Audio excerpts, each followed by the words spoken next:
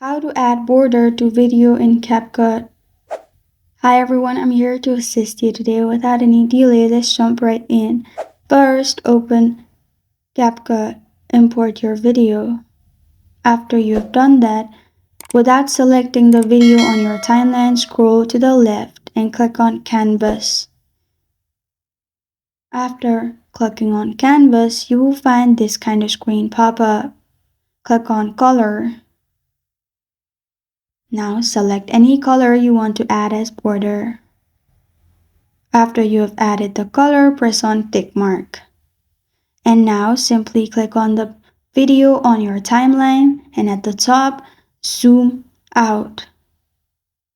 After that, as you can see, I chose white color. Now my background is white, which is the border.